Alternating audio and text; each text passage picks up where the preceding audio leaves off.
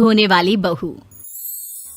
शादी के पहले से ही विभा को कपड़े धोने का बड़ा शौक था। कभी नल के नीचे तो कभी तालाब के पास। अरे मेरी नीली वाली लुंगी नहीं दिख रही है। विभा की अम्मा, कहाँ रखी है लुंगी? अरे वो तो विभा ने परसों ही धोकर रखी थी आपकी अलमारी में, देखो वहीं होगी। वो ना मैंने आज धो दी, मुझे लगा कि गंदी हो गई होगी। अरे कैसे गंदी हो गई थी? उसे तो मैंने पहना भी नहीं। हे भगवान, इस लड़की के कपड़े धोने की आदत से परेशान हो गया हूँ मैं। जितना तो घर में राशन नहीं आता, उससे कहीं ज्यादा डिटर्जेंट पाउडर का खर्चा है।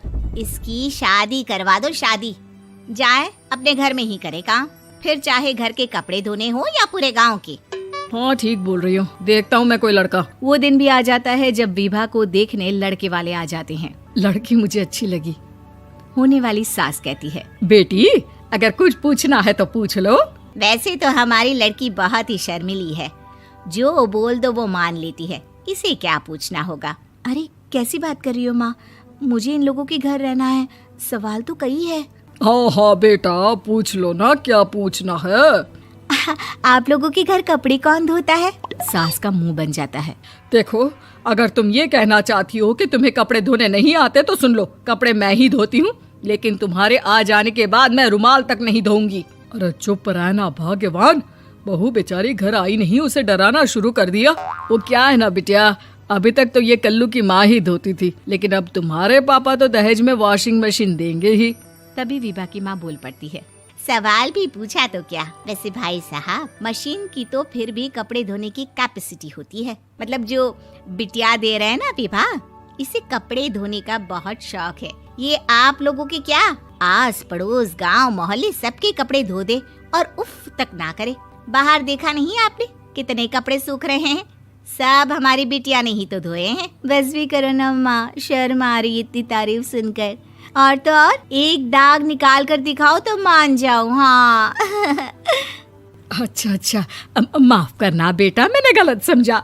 हमें तो रिश्ता बहुत पसंद है। और ऐसे जुड़ जाता है रिश्ता कपड़े धोने का शौक रखने वाली विभा का। उसकी शादी हो जाती है कोयला फैक्ट्री में काम करने वाले कल्लू के साथ। शादी के बाद अचानक विभा चिल्लाती हुई सास के पास आती है। सासू माँ, अरे सासू माँ कहाँ है आप?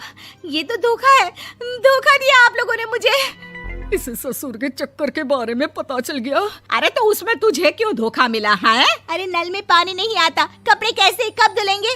अच्छा अच्छा, तू पानी नहीं आ रहा उसकी बात कर रही है। तो आपने क्या सोचा? कुछ नहीं।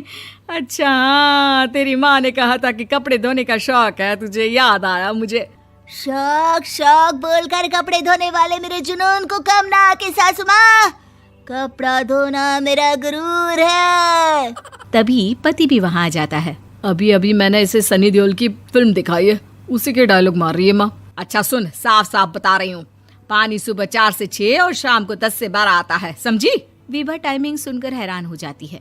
ये क्या भूतों का मोहल्ला है? सुबह 4 बजे उठकर कौन कपड़े धोता है? 4 बजे टंकी में पानी जाता है, फिर सारा दिन धोना ना, किसने मना किया? अरे कैसी बात कर रही हैं? 200 लीटर की टंकी में कितने कपड़े धो लूंगी मैं, सुबह ही उठ जाऊंगी मैं। अब क्या था, विभा सुबह 4 से लेकर रात के 12 बजे तक कपड़े ही धोती रहती। एक रोज सास पड़ोस से निकलकर कहीं जा रही होती है कि साथ वाली कहती है, हाँ कल्लू की माँ, जरा ये बताओ कि 2 साड़ी है, 2 ब्लाउज और एक पेटीकोट और एक नाड़े वाला लंबा कच्छा। हाँ तो? अरे तो क्या, कितना लोगी धुलाई ये बताओ। धोबन दिख रहे हैं हम क्या?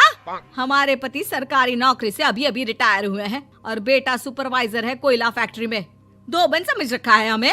हाय रे कल्लू की अम्मा, माफ कर दो, वो तो मोहल्ले में यही सब बता रहे थे कि तुमने बहू को कपड़ा धुलवाने के काम में लगा दिया है। सास को पड़ोसन की बात सुनकर गुस्सा आ जाता है। वो घर पहुंचती है जहां घर के बाहर ही इतने सारे कपड़े सूख रहे होते हैं जितने कि किसी धोबन के घर पर। अरे ओ कल्लू की दुल्हन, बाहर निकल।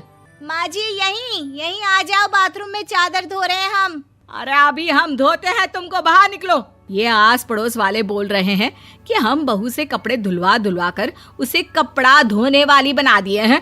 अरे छोड़ो ना माँ जी, किन लोगों की बातों में आती हो? आस पास के लोगों का तो काम ही होता है कि वो किसी तरह सास बहू को लड़ा दे। बहू सारे घर के कपड़े धोती है, ये क्या कम है? बोलिए। सास को भी लग जाता है कि वो बहू का ये सनकीपन नहीं छुड़वा सकती, इससे अच्छा है कि खुद ही चुप हो जाए। एक रोज सास और बहू मंदिर जाते हैं, जहाँ सास की साड़ी वहाँ खड़ी भीख मांगने वाली से मिलती है। माँ जी क्या बात है, आपकी साड़ी उस भिखारन से कितनी मिल रही है ना? हाँ हाँ देखो तो, दोनों की साड़ी मिल रही है। क्या बात है कल्लू की अम्मा, तुम खुद को तो अफसर की बीवी बताती हो और ऐसी सिंपल सी प्लेन साड़ी पहनकर घूमती हो। सिंपल और प्लेन नहीं है ये साड़ी। तो क्या सोने के धागे से फूल बने हैं? कुछ भी सासू माँ, कुछ भी। हाँ, बने थे इस साड़ी में सोने के धागे से फूल। मेरे पति लेकर आए थे मद्रास से स्पेशली मेरे लिए 10,000 की।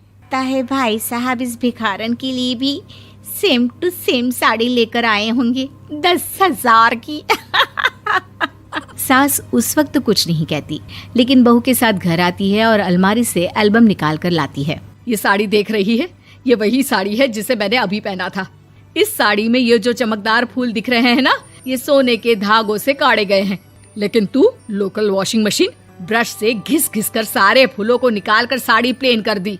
मुझे माफ कर दीजिए सासू माँ। और तो और, जब मैंने तुझे तेरी गलती के लिए कुछ नहीं कहा, लेकिन तूने तो सबके सामने मेरा मजाक ही बना दिया। क्यों? बहू को समझ में आ जाता है कि अब से उसका कपड़े धो